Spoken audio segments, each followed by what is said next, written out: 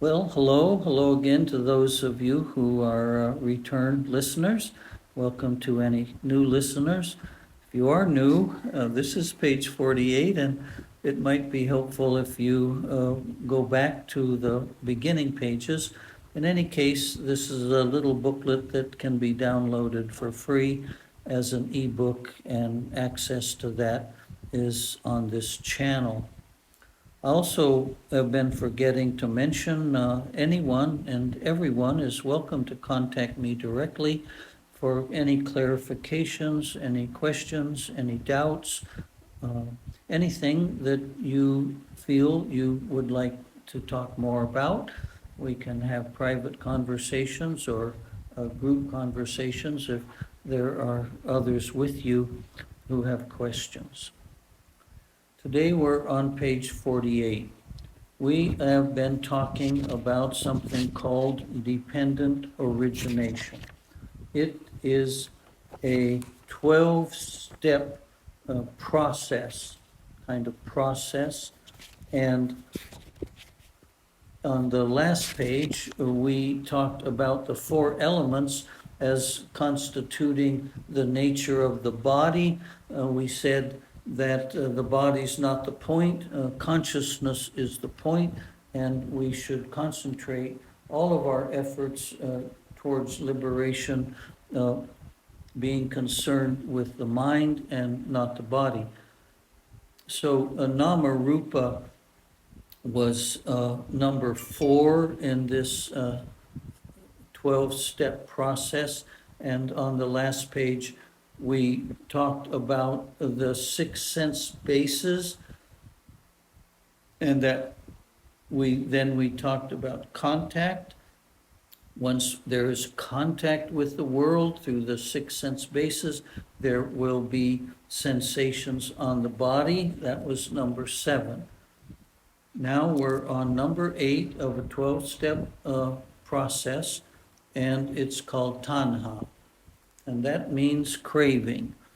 Craving for sensuality, for becoming or non-becoming. And then it says, see loha, dosa, and moha. I'm sorry I didn't put the page number where we covered the meanings of loha, dosa, and moha. But this tanha is just a Pali word for these enemies that we have that are created by our own desires. So we want things to be the way we want them to be. Whether it's our spouse, our kids, our boss, our co-workers, the weather, the government, whatever it is, we have an opinion about how it should be.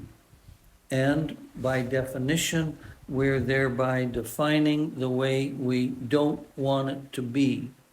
So wanting things to be the way that makes us most satisfied is the cause of our own suffering. There must come a time when we begin to understand things cannot be different than they are. If we understood the background of every human being, and not just their current life, but we'll start with that, their sibling placement, their parents, their religion, their community, their country, their schooling, on, and the invisible, the truly invisible, their karma. In the present moment, you and I and every other being, whether it's a frog or a snake or an elephant or an insect, cannot be different than it is in the present moment, because that would violate the laws of nature. So, if we're going to find peace of mind, if we're really going to be filled with loving kindness and compassion to all beings who can't help but be the way they are, then we're not going to find the truth in the Buddhist teachings. So craving, we usually think I'm craving some sweets or I'm craving sensual contact, something like that, but it's a mental condition that is telling us life is not satisfying right now. Something is missing. Something should be different. Maybe I need to go buy something or go on vacation or get divorced or whatever, get married. Anyway, something is lacking. I feel unsatisfied, unfulfilled. At the deepest level, I have an itch. And I'm not sure how to scratch it. The world tells me by consuming, I can scratch this itch of being unsatisfied. So Tanha says a craving for sensuality, that's anything that happens to us through the six sense doors. We want to continue to be. That's why the kingdom of heaven is so seductive to many people. If not called the kingdom of heaven, then some place in the mind or in the world or however we fabricate it where I can be and I can continue to be. Also, there are those who crave for non-being. Those of us practicing Vipassana meditation in the forest monk tradition who would like to end the rounds of rebirth, that's a craving. It's a healthier craving than some other craving if we're going to evaluate it or weigh it, but it still is a desire. And at some point, that desire will drop away naturally. If we could make it drop away right now, we would be fully liberated. So loha, dosa, and moha. Loha is a craving, it's desiring, wishing, wanting, demanding, expecting, and even loving on a secular level.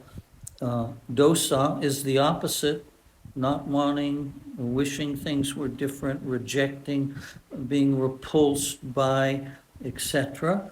And then moha is the grand delusion that all of this is happening to me. That's the real tragedy. That's the foundation of all suffering. It's defined as delusion. So, selfishness, the search for self-gratification and personal gain. So, we're constantly trying to scratch this itch which we call ourself. And in this sentence, it's described as self-gratification. We're constantly, all day, all conscious waking hours, we are trying to confirm that we are a person. And we're continually and constantly failing to do that. And it's really frustrating. And we repeat certain experiences with the hope that the next time it'll work. I'm thinking of shopping right now. In the West and in most of the world, people have a great deal more than they need. And they're never stopped to investigate how come no matter how much I buy, I end up eventually craving, desiring, feeling like I need to go out and buy more. So we don't investigate how long the satisfaction lasts when we purchase anything beyond our basic needs. And our culture and our advertising media provokes us to believe that we're missing out on the good things in life. We're actually missing out on happiness and a sense of satisfaction if we don't consume. And this consuming can take the form of wanting to be more and more successful, to have more and more lovers, to have more and more money.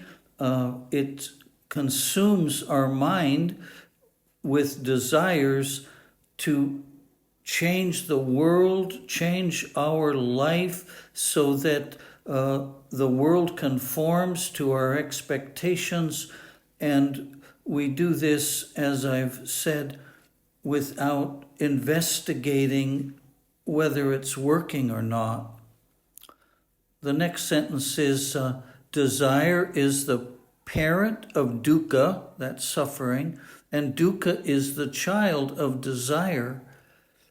So this wanting and not wanting is the foundation. It's the egg and the seed that joins together to create a sense of lack, of unfulfillment, of dissatisfaction, and as a consequence, suffering arises. So there has to be a foundation. This is what we've been talking about in dependent origination. There has to be a thought emotion that has the potential of being experienced and then manifest. So I'd like to read that again. Desire is the parent of dukkha, and dukkha is the child of desire. So we need to put a stop to this compulsive, chronic desiring, expecting, and demanding if there's going to be peace of mind, a sense of tranquility or equanimity in our daily life.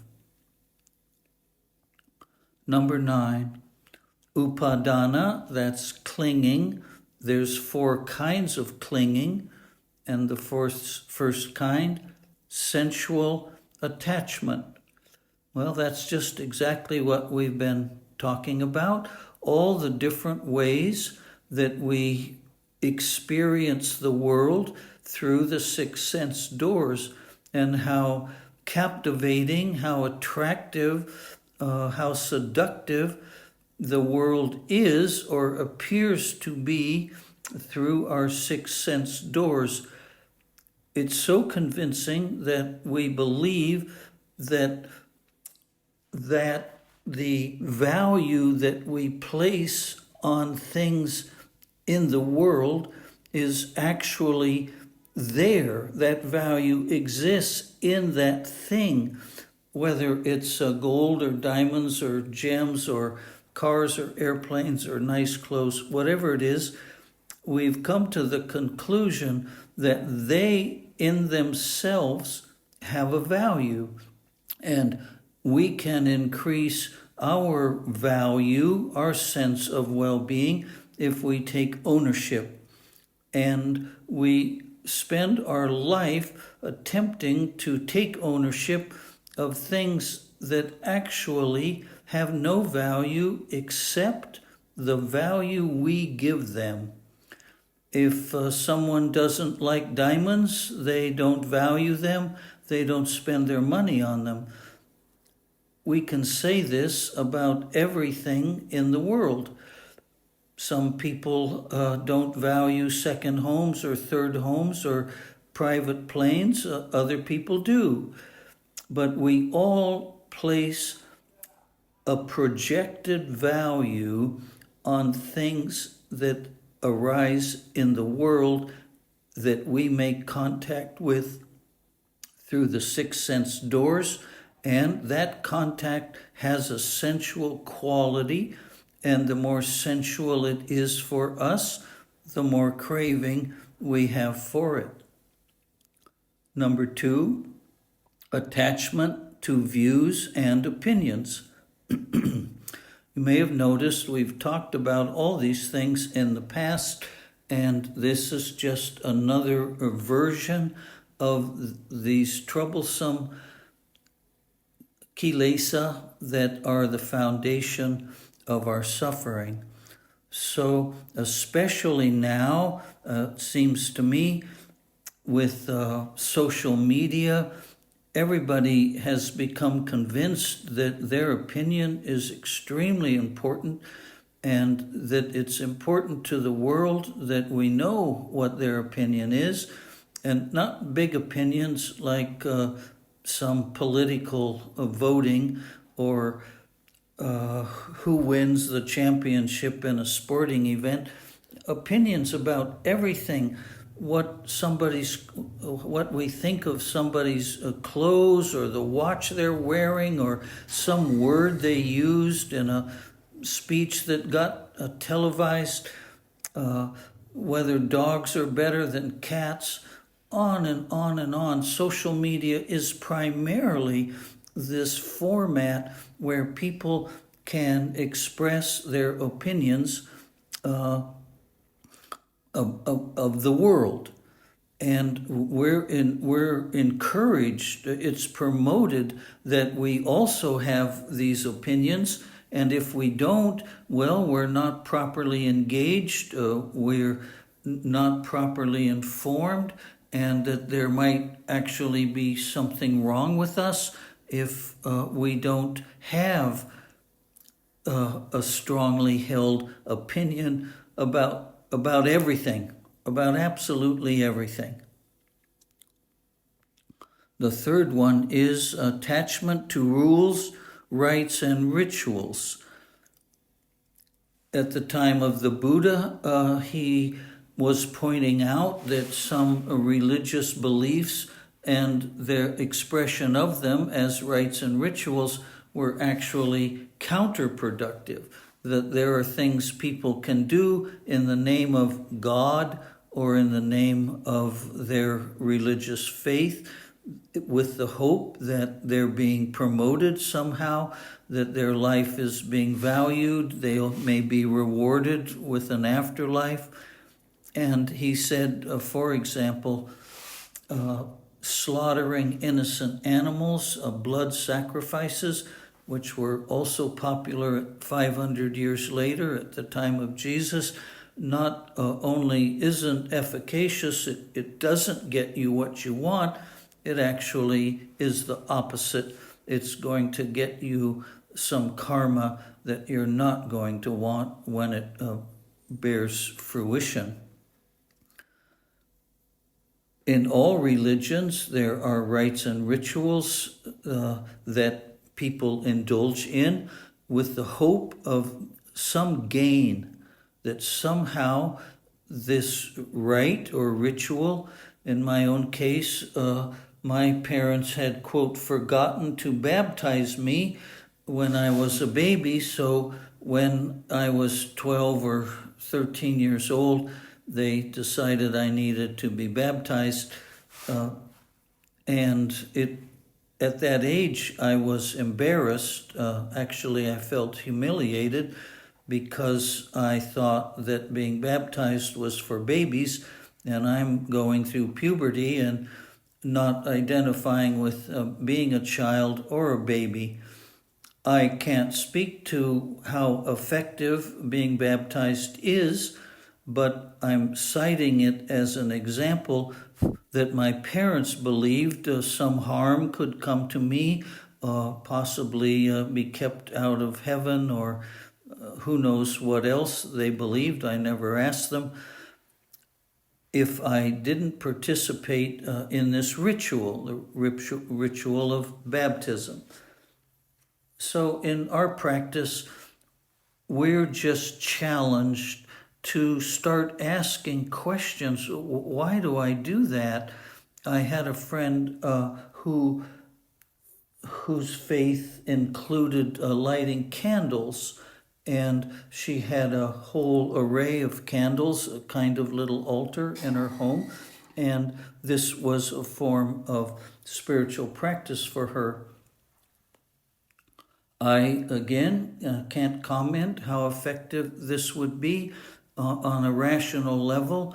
Lighting candles doesn't seem to me that it would influence the kingdom of heaven or the kingdom of earth, but she had that belief, and it gave her some satisfaction to practice that ritual.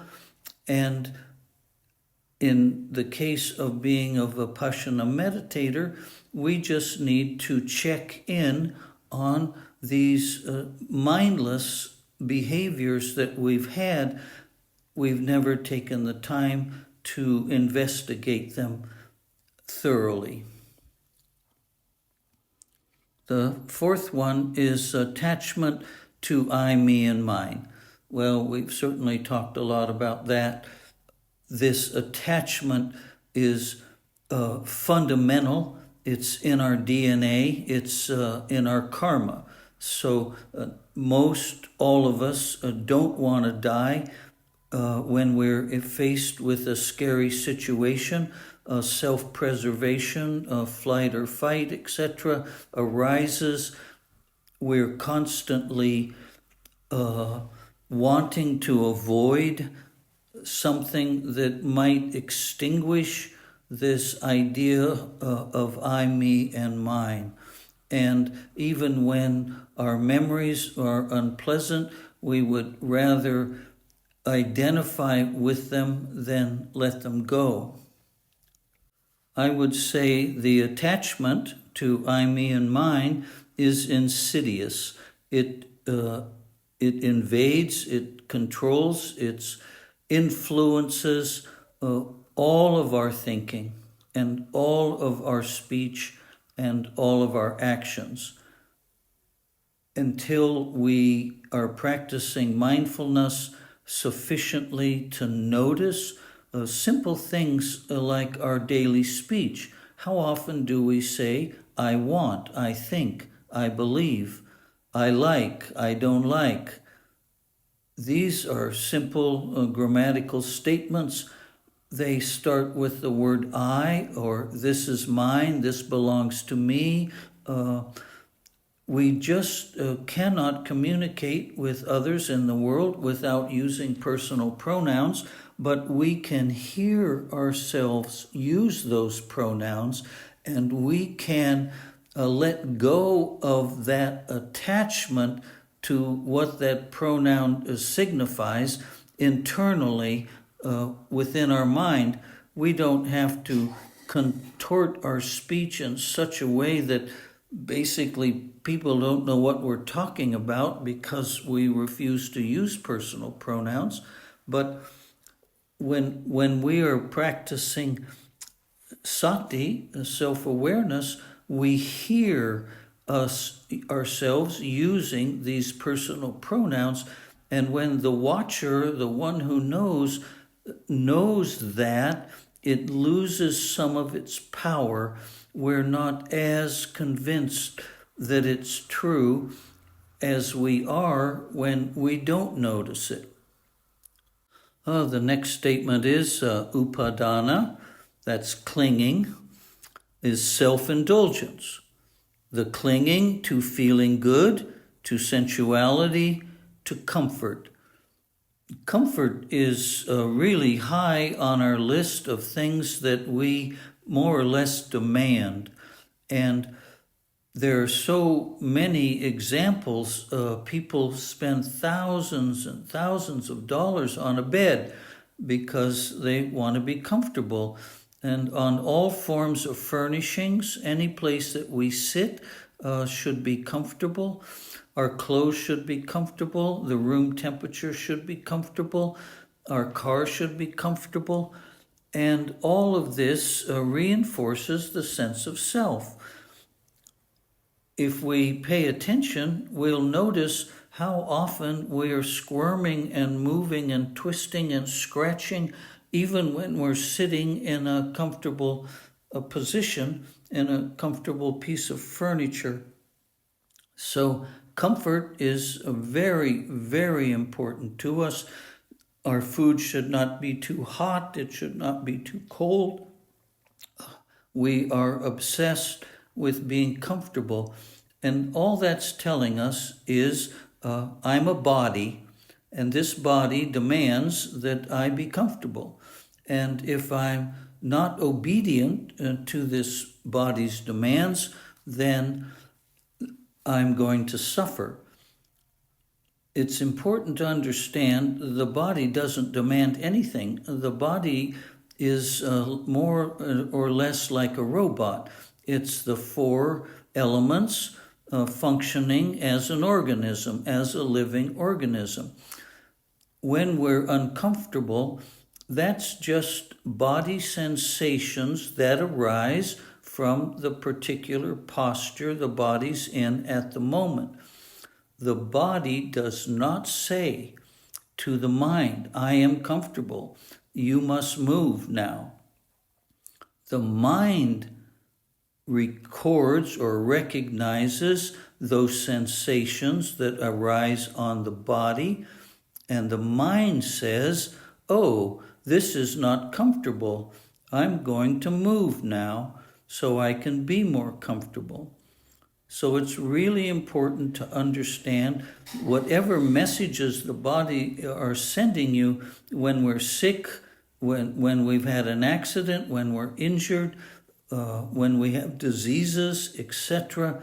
That's just a natural organic function that's occurring in this combination of four elements. And our response to them determines the degree to which we suffer. So it's hard to imagine that we have a choice in how we respond, and we don't have a choice if we haven't been practicing meditation and mindfulness. But once we gain sufficient abilities in our mindfulness and meditation practice, we will be able to separate the mind from the body. And the mind will just watch what's going on in the body with this objective, uninvolved, unattached way, as I mentioned before, something like a video camera. And the mind will begin to understand that the mind is not dependent on the body, but the body is dependent on the mind. So if there's no consciousness in the mind, no consciousness in the body, the medical profession calls the body a corpse. Without consciousness, the body is a corpse. But that doesn't end a consciousness. It just ends the consciousness ability to identify as having a body. And the last statement under number 9, upadana, is upadana dithi, the attachment to personal opinions. As we know, people act violently when their opinions are not accepted. People create horrific crimes based on someone having rejected their personal opinions. Divorces get so ugly based on the opinions the fighting parties hold dear. Rigged conviction. So in this case, we know rigged means it wasn't honest. Somehow we've come to a conclusion, a conviction, a belief. In the Pali Canon, when we translate faith, sometimes it's translated as conviction.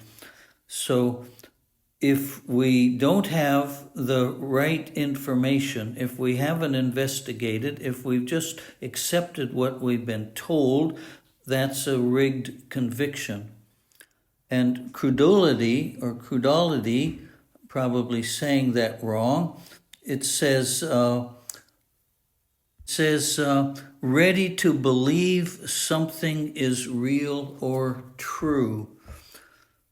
we know now in the political environment in America and certainly in other countries as well, there's a readiness to believe something is real or true because we have faith, conviction, a rigged conviction in the person who said it.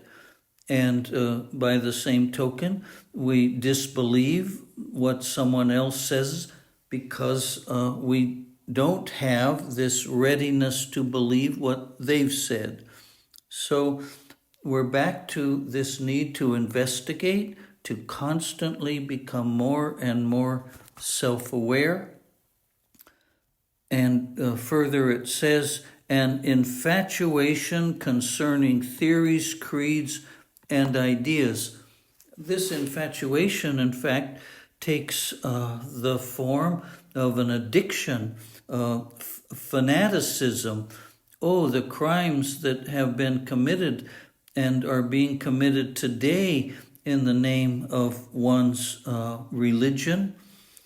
Certainly historically, many religions have a very dark past, and all the way to the present moment, religions which believe that violence is the means to an end, and that you even get rewarded if you are violent and take the lives of others, that you could be rewarded with for your behaviors. So these creeds and these ideas in their most distorted forms are cults, people who follow a leader and then drink poison Kool-Aid and kill themselves and their children because they have this disturbing lack of ability to investigate, to question, and this tendency of human nature to just want things to be easy. Just tell me what to do and I'll do it. Just tell me what to believe and I'll believe it. I trust you, just tell me. And this is not the school of Buddhism. This is not, in fact, what the Buddha taught. He literally taught, quote, don't believe what I say. You must investigate for yourself. His dying words were, work out your own salvation. So with those words, he taught us that he cannot save us. No one else can save us. Many rites and rituals are meaningless. They may even be harmful. That if we'd like to know whether what the Buddha taught is real and valuable, we'll have to find out for ourselves. Well, I think this is enough for today, even though we haven't concluded page 48. We'll take that up in the next talk. Thank you for all of you who've reached the end of this. I would remind you there's a website and a Facebook page under Madrone Mountain Meditation if you'd like to know a little more about us. And I'm grateful for your commitment to the Dhamma, and may you be blessed. Thank you.